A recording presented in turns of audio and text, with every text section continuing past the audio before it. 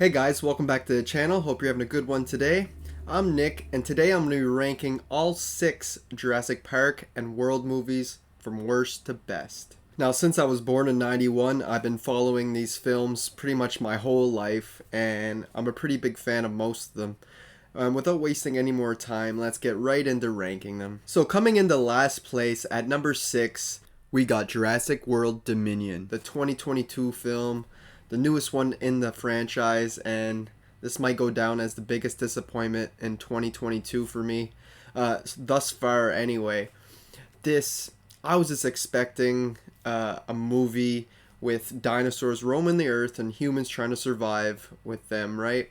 It's not what we get at all. Instead, they add in all these stupid storylines about locusts eating crops and kidnapping going on, and it's like they totally jumped the prehistoric shark on this one. It's like it was just such a simple concept they had to grasp, and they just couldn't get it. Instead, it's very convoluted.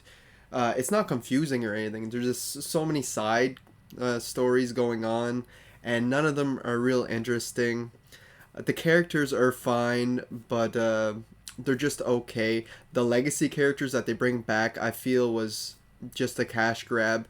They honestly didn't add much to the story. It didn't feel really genuine to bring them back, like a genuine reason to bring them back. It really just felt like we need to get people in the seats for this movie, so let's bring back these legacy characters like every other film's been doing, whether we talk about Scream or the latest Texas Chainsaw Massacre, Halloween, Ghostbusters. Some of them do it right. Like, I feel like Scream and Ghostbusters did it right, and then there's other movies that don't do it as good when they bring back their original characters. And this movie is also 2.5 hours long, the longest entry in the series, and there's no need for it. And they even cut out the whole T-Rex drive-in scene that we got in the teaser. That was at the starting of this movie, but the director took it out because studio said it can't be that long and it's dragging the story. Well, I still feel like the story's kind of dragging here.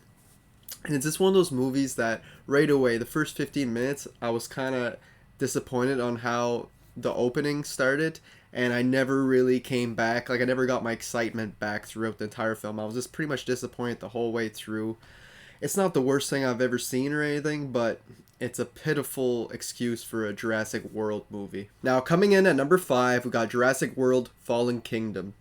Now, I thought that Dominion, there's no way that it could be any worse than this one, but let me tell you, it was. This one was also a big letdown, but it does have its moments.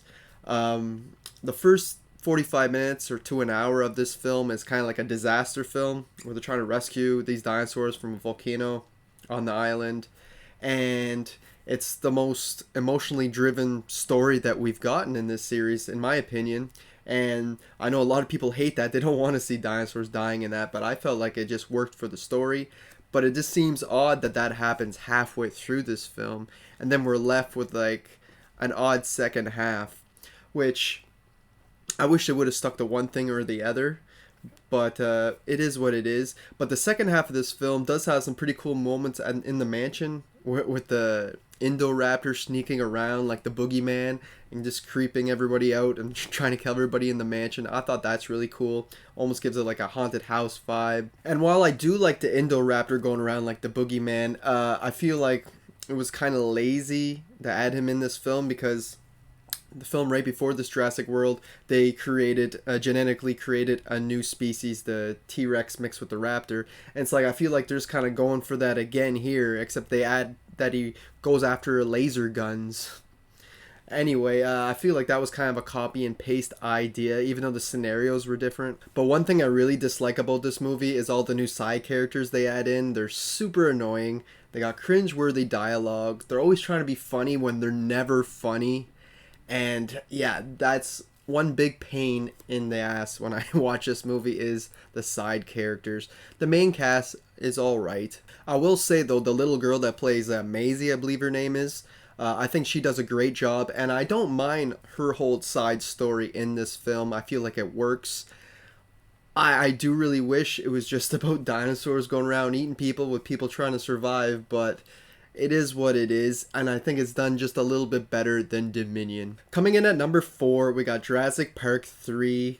Now, this is a film that I didn't care for in the past, but on this recent rewatch, I really started to enjoy it. And I think it's because after rewatching all the World movies and that, and how they seem to always miss the point of these films, I feel like at least this one checks all the boxes. Like, we got dinosaurs going around trying to eat people. We got the setting. We're on the island. There's quite a bit of tension. It actually gets a lot right, where before I was just disappointed in the story compared to the first two, that it kind of soured my experience with this film. But like I said, after going back to those World movies, I'm like, no, this is actually a pretty decent flick. We get Sam Neill returning as Dr. Grant, and I feel like he nailed the role again. It felt like he never left. We do get that funny scene where he like is dreaming or whatever. He looks over and the raptor's talking to him. A lot of people give this movie shit over that. I don't, because it's like a stupid little dream sequence. I do, however, have problems with the other characters, like the parents. I feel like they're some of the most unlikable characters I've ever seen in this franchise anyway. They're just obnoxious, they're loud, like always ready to get themselves killed. The mom especially screaming. I know that they want to find their son, but this isn't going to help. This is just going to get them killed.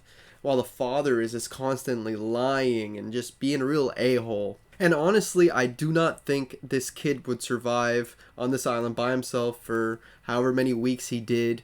Especially with all these dinosaurs and that running around. It's just like, there's no way. Like, I don't buy it personally. I find it feels a little far-fetched. But I do like how near the end, this whole experience brought the family back together.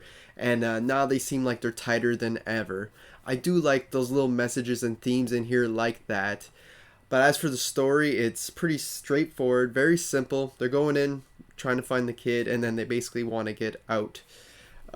It's also the shortest runtime, so I feel like that helps it too. It's only an hour and a half, so it's an easy watch. I mean, the whole ending, the finale, does feel a bit rushed, but all in all, this is a pretty satisfying entry in the franchise. Now, cracking our top 3, we got The Lost World Jurassic Park 2. I always felt like this was an underrated sequel that doesn't get as much love as it deserves. I know it's not one of Spielberg's best films, but this is a sequel, guys. And I feel like it does a whole lot right. Like adding more to the story and the mythology of the whole thing. Adding in the second island, where it's like, oh, those are all neat and cool things I like to learn about. Whereas the newer films, they try adding in like mythology and story, how Hammond had a partner in the past, and it's stuff I don't really care about, and it doesn't really feel that believable. Where here I was like, oh sweet, I can totally see there being 2 islands. We get Jeff Goldblum returning as Dr. Ian Malcolm, and I feel like he proved that he could be the shining star in this franchise if needed. He does great as our main action lead, and the rest of our cast are great as well. We got Julianne Moore as his girlfriend, who loves dinos a little too much, and it gets them in trouble quite a few times. I really enjoy her character, and also Vince Vaughn has a pretty underrated side character in this as well, not doing his usual comedy routine here. And I also love to hate the hunters in this movie. It's like the perfect group of people you just want to get slaughtered and eaten alive, and that's basically exactly what happens to most of them. And it's such a real treat to watch them go out, because you know what they're doing is wrong. And we get a lot of cool sequences in this film, like that when the trailer goes over the cliff, the whole T-Rex scene with the baby. That's real full of tension and gets you right on the edge of your seat. Love the part in the tall grass and the raptors are going through, picking off all the hunters and such. So cool. And of course the finale with the T-Rex in San Diego. That was like my all-time mind-blowing part when I was a child. I was like, I just want to see a full-length film of a T-Rex terrorizing San Diego, which is kind of what I was hoping in Jurassic Park Dominion. I was hoping it was going to be like dinosaurs taking over the city, but it just does not happen, unfortunately. Now, I don't think this is a perfect film by any means, but I think it is a perfect sequel in my book. Coming in at number 2, we got Jurassic World from 2015. Now, this movie just breathed fresh air into the franchise. It really rejuvenated it. I was super impressed on its release, and I still am to this day. It's really cool to see the park actually open to the public, and it's all very modernized with like new technology and such. All the new cast members are all real likable. We got Chris Pratt, Bryce Dallas Howard, and they all brought their A game to this role. I even enjoy the kids. They all do a fantastic job. But for me, the Dominus Rex steals the show here. He's vicious, he's sneaky, he can camouflage, and he is deadly. And that's what I love about the dinosaurs in Jurassic Park / World. I love the moment when he's like taking out all the recovery team, like the SWAT team that goes out to take out the dino. Like he's hiding in the trees and bam, you see their cameras going off, their little GoPros. I love that scene. The raptors, on the other hand, are a wee bit ridiculous. Running with Chris Pratt like a pack with him with his motorcycle. It's just like it's dumb fun. Like I don't hate it or anything. It's gotta kind of turn your brain off for moments like that. And I would have preferred them to keep the raptors menacing, but I guess they tried something new, which is nice to see as well. I also got to mention the scene where the pterodactyls are all swooping down at all the guests. I love that scene. I was like, I wanted more of that in this film, but what we got is still pretty great. And especially love the part where they swoop down and get the assistant and there's like playing with her. Like it's throwing her in the air, and then that big water whale freaking dinosaur comes out and eats her. Like, probably my favorite part in the film. And I also really enjoy the whole final battle as well, with the Indoraptor against the T-Rex and the blue raptor. I think that's a great little finale to wrap it up, and it's a pretty feel-good moment. But easily coming in the first place is Jurassic Park, the original from 1993. There's no way any of these other films would beat it, in my opinion. This is one of Spielberg's best. It's a multi-blend of genres. We get action, we get adventure, we get comedy, we get some horror in there. Don't say there isn't with the T-Rexes and the raptor scenes. It's a little bit of everything, and I feel like he did the same thing with Jaws, and that's why it's another movie that is still being talked about to this day. And not many directors can pull that off, all these genres, but man, did he ever with this one. I mean, we get a very talented cast who had amazing chemistry with each other.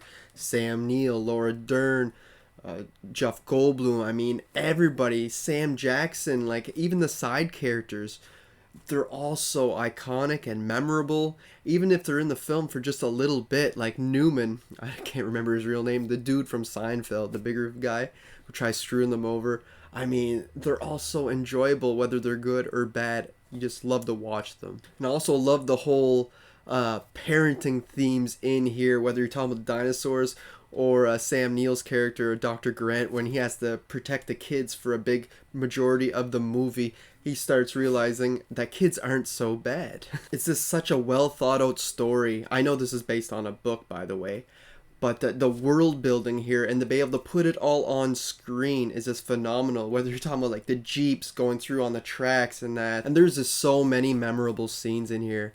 The T-Rex scene is maybe my favorite scene in the entire franchise. I know I said that about the San Diego T-Rex scene, but man, the T-Rex scene in here is so good. It's definitely has the most tension and thrills in the entire franchise. That's a fact right there.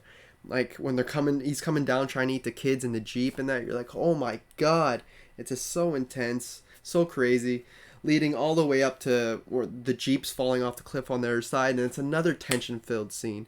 And there's so many tension-filled scenes. I feel like that's what these other movies are missing.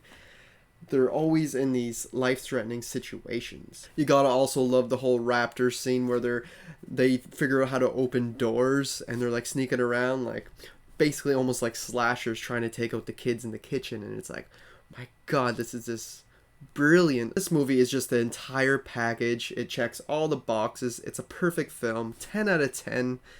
My personal favorite Spielberg movie, and it's in my top 10 favorite movies of all time.